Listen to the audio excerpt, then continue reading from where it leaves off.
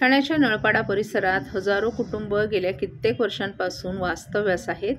नळपाडा परिसरात सर्व जाती धर्माचे लोक वास्तव्यात आहेत. मात्र या रहिवाशांना कोणत्याही प्रकारे विश्वासात न घेता या परिसरात एसआरए प्रकल्प राबवला जात आहे. या विरोधात नागरिक एकत्र आले असून त्यांनी या एसआरए प्रकल्पाला विरोध दर्शवलाय. यावेळी रहिवाशांनी एसआरए कार्यालयाला धडक देत आपला आक्रोशही व्यक्त केलाय. कोणताही निर्णय घेताना किंवा कोणताही प्रकल्प राबवताना स्थानिक रहिवाशांना प्रशासन विश्वासच न घेता परस्पर बायोमेट्रिक सर्वे केला जात आहे. तर शासनानं प्रकल्प राबवावा, मात्र स्थानिक रहिवाशांना विश्वासात घेऊन राबवावा. प्रकल्प करावा, मात्र रहिवाशांची दिशाभूल करून कोणतेही प्रकल्प राबवू नये असा आरोप देखील नळपाडा येथील रहिवाशांनी केला आहे. तर बायोमेट्रिक सर्वे करण्यासाठी एसआरएचे कोणत्याही प्रकारचे अधिकारी उपस्थित नसून गावगुंडांकडून बायोमेट्रिक सर्वे केला जात आहे असा आरोप देखील रहिवाशांनी केला आहे. राज्याचे उपमुख्यमंत्री एकनाथ शिंदे यांनी आम्हाला न्याय द्यावा अशी मागणी या रहिवाशांनी केली आहे. हीच मागणी असेल की अशा विकासकांना साहेब तुम्ही ब्लॅकलिस्ट करा.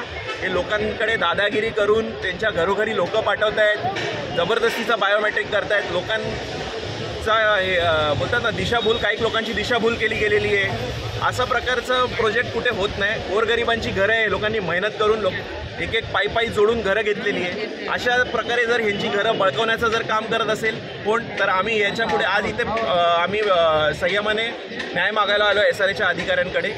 जर न्याय नाही भेटला तर भविष्यात इथे या गेटच्या समोर आम्ही इथे आमरण उपोषणाला बसू. जो व्यावसायिक आहे तो शिवसेनेचाच नगरसेवक आहे आणि त्यांना एकनाथ शिंदे त्यांचं कार्य करणार नाही. माझं तेच म्हणणं आहे. बघा, सगळ्या गोष्टी जर आपण असं बघायला गेलो तर शिवसेनेचा नगरसेवक आहे, आता 3 वर्ष जरी प्रशासक नाही आहे, पण याच्या अगोदर ते या प्रभागात कधीच फिरलेले नाही आहेत, लोकांना कधी दिसलेले नाही आहेत. ते फक्त त्यांचा हेतू एवढाच आहे की इथे येऊन गांधीनगर, नलपाडा आणि सुभाषनगर ह्याचं बोलतात ना डेव्हलपमेंट करायची, कुठेतरी विकास करायचा, विकासाच्या नावावर ते प्रोजेक्ट स्वतःकडे बलकून घ्यायचे, हाच हेतू आहे त्यांचा. बाकी त्यांचा इथे जनसेवा करायचा कुठलाच हेतू नाही आहे. हे फक्त व्यापार करायला इथे आलेले आहेत.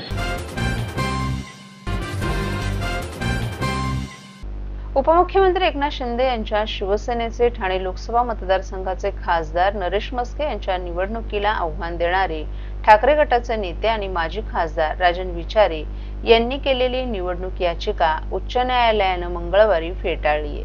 न्यायालयाच्या निर्णयामुळे मस्के यांची खासदारकी कायम राहणार आहे.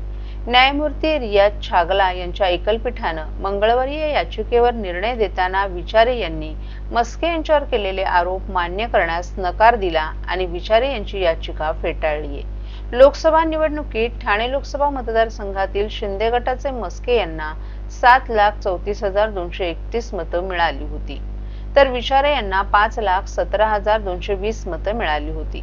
मस्के यांची ठाणे मतदारसंघातून खासदार म्हणून झालेली निवड रद्द करावी आणि मतदारसंघाचे खासदार म्हणून आपली निवड करावी अशी मागणी विचारे यांनी या याचिकेत केली होती.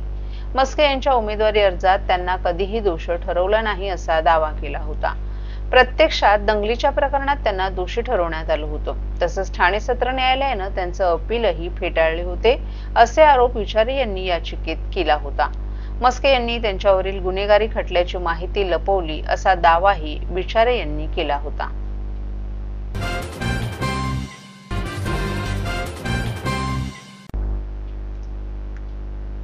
स्मार्ट सिटी मिशन अंतर्गत उभारण्यात आलेल्या कोपरी खाडी लगतच्या कोपरी वॉटरफ्रंट डेव्हलपमेंट प्रकल्पाचा फज्जा उडालाय.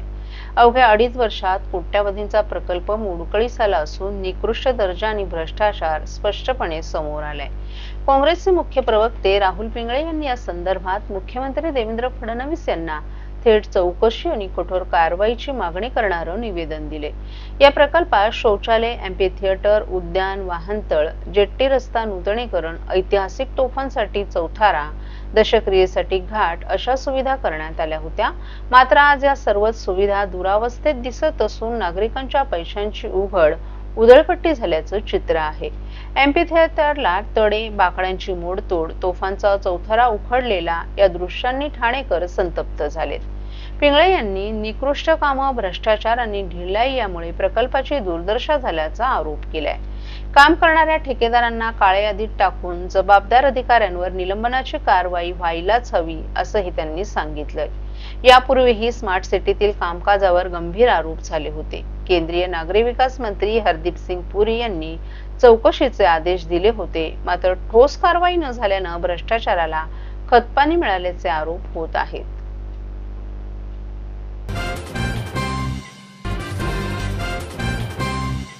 सर्व नागरिकांना आवाहन करण्यात येत आहे की सध्या डासांमार्फत पसरणाऱ्या डेंग्यू या आजाराचा प्रसार रोखण्यासाठी प्रत्येकाने पुढील प्रमाणे कार्यवाही करावी. डेंग्यू आजार एडिस इजिप्ती हा डास चावल्याने होतो.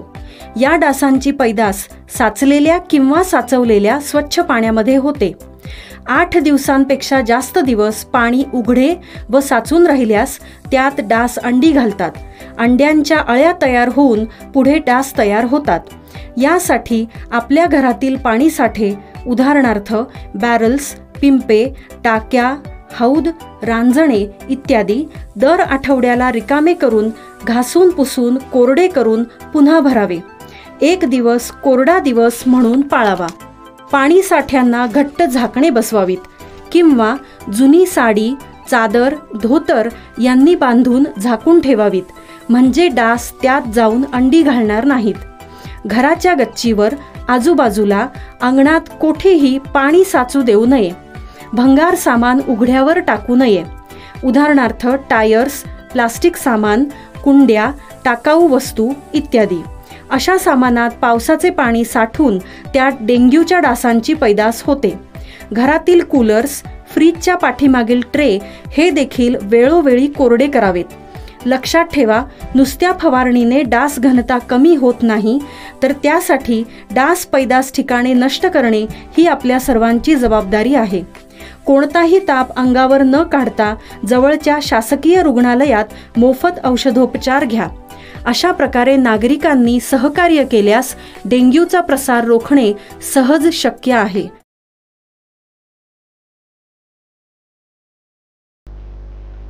ठाणे महानगरपालिकेची निवडणूक 2025ची प्रभाग रचना करायची जबाबदारी महाराष्ट्र शासनाकडे आहे. सर्वोच्च न्यायालयाने दिलेल्या अनेक न्यायनिवाड्यांमध्ये निवडणूक प्रक्रिया मुक्त, निष्पक्ष आणि पारदर्शक असणं आवश्यक आहे. मात्र ठाणे महानगरपालिकेच्या प्रभाग रचनेमध्ये मुक्त, निष्पक्ष आणि पारदर्शक ही तत्व डावलण्यात आली असून एका राजकीय पक्षाच्या सोयीसाठी प्रभाग रचना करून नगरसेवक संख्या चोरी करण्यात आल्याचा गंभीर आरोप राष्ट्रवादी काँग्रेस पक्षाचे आमदार जितेंद्र आव्हाड यांनी प्रभाग रचना सुनावणी दरम्यान केला आहे. ठाणे महानगरपालिका प्रारूप प्रभाग रचनेसंदर्भात दाखल झालेल्या 270 तक्रारींवर आज ठाणे महानगरपालिका मुख्यालयातील नरेंद्र बल्लाळ सभागृहात प्राधिकृत अधिकारी, राज्याचे अप्पर मुख्य सचिव संजय सेठी यांच्या उपस्थितीत सुनावणी पार पडली. या सुनावणीला उपस्थित राहत राष्ट्रवादी काँग्रेस पक्षाचे आमदार जितेंद्र आव्हाड यांनी प्रभाग रचनेविरोधात आक्षेप नोंदवत गंभीर आरोप केले. प्रभाग रचना 2011 सालच्या जनगणनेच्या आधारावर केली जात आहे असं जाहीर करण्यात आले. प्रभाग रचनेचा जो मसुदा प्रसिद्ध करण्यात आलाय त्यामध्ये प्रभागाची लोकसंख्या दर्शवण्यात आली आहे. मात्र मसुद्यामध्ये प्रगणक गट यांचे नकाशे आणि प्रतिप्रगणक गट लोकसंख्या, त्यातील अनुसूचित जाती आणि जमातींची लोकसंख्या ही मूलभूत माहिती प्रसिद्ध करण्यात आली नसल्यामुळे महापालिकेने प्रसिद्ध केलेल्या मसुद्यांमधील लोकसंख्येचा कोणताही पडताळा घेता आला नाही. महानगरपालिकेच्या अधिकाऱ्यांकडे विचारणा करूनही माहिती प्राप्त झाली नसल्याचा आक्षेप आव्हाड यांनी नोंदवलाय. ठाणे महानगरपालिकेच्या प्रस्तावित प्रभाग रचनेमध्ये मुक्त, निष्पक्ष आणि पारदर्शक या तत्वांचा पूर्णपणे भंग केलाय. ज्या आधारावर वॉर्ड रचना झाली ते जनतेपासून लपून ठेवायचं असेल तर मग हरकती सूचना आणि प्रभाग रचनेची निवडणूक आयोगामार्फतच चर्चा हा सर्व फार्स कशासाठी? किंबहुना ठाणे शहरातील प्रभाग रचना हा फार्स आहे हे 4 महिन्यांपूर्वीच आम्ही निवडणूक आयोगाला कळवून यामध्ये लक्ष घालण्यास सुचवलं होतं, परंतु निवडणूक आयोग हे सत्ताधारी पक्षाच्या हातातील बाहुलं असल्यानं निवडणूक आयोगाकडून फार काही अपेक्षा नव्हत्या असंही त्यांनी सांगितले. आता मात्र वोट चोरीप्रमाणे सीसीटीव्ही मध्ये चित्रित झालेलं चित्रीकरण लपून ठेवायचं आणि मतदान वाढलं असं सांगायचं. पुरावे मात्र शून्य. तसंच वोट रचना आम्ही कायदेशीररित्या केली असं सांगायचं आणि प्रगणक गटच द्यायचा नाही, यालाच तर आम्ही वोट चोरी म्हणतो असंही त्यांनी सांगितलं.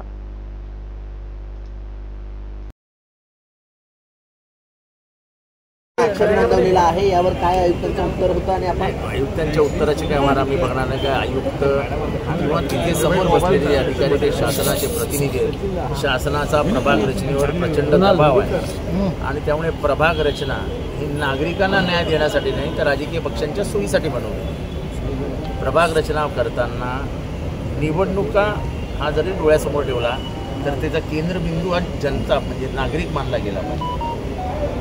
तुम्हाला नगरसेवक नाही बनवायचे तर प्रभाग रचनेद्वारे जनहितासाठी करण्यात येणाऱ्या कामांची सोयीसुविधा कशा नागरिकांना उपलब्ध होतील याच्यासाठी प्रभाग रचना केली जाते.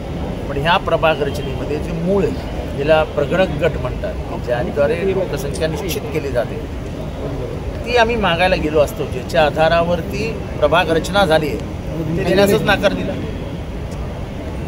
जर प्रगणक गट जर समजले नाही तर कसं काय होणार.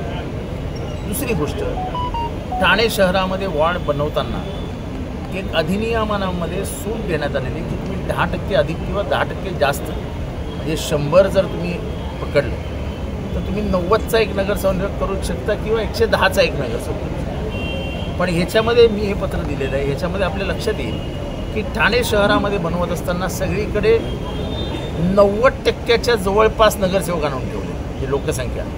आणि तेच कळव्याच्या पुढे गेलं की जिथे साधारण इथल्या सत्ताधाऱ्यांच्या विरोधात मतदान होतं तिथे मात्र 110% पार नियम मोडून 111% सुद्धा लोकसंख्या धरली. त्यामुळे ह्या पूर्ण प्रक्रिया ही राजकीय सूडबुद्धीने राजकीय अभिनिवेशाने बनवण्यात आलेली आहे. जो कॉमन न्याय धरला जातो की निवडणुका या फ्री फेअर ट्रान्सपरंट झाल्या पाहिजेत, हा कुठेही प्रभाग रचनेत दिसत नाही. ही प्रभाग रचना ही वोट चोरीपेक्षा भयंकर आहे. ही नगरसेवक चोरी करण्यासाठी म्हणून केलेली प्रभाग रचना आहे. आधीच नगरसेवक चोरण्याचे प्रकार किती चालू आहेत ठाण्यामध्ये आपल्याला माहितीच आहे, त्यात काही वेगळं सांगायला नको. पण आता मात्र प्रशासनाला निवडणूक आयोगाला हाताशी धरून प्रभाग रचनेच्या माध्यमातून आपली राजकीय सोय करण्यासाठी म्हणून ही प्रभाग रचना केलेली आहे.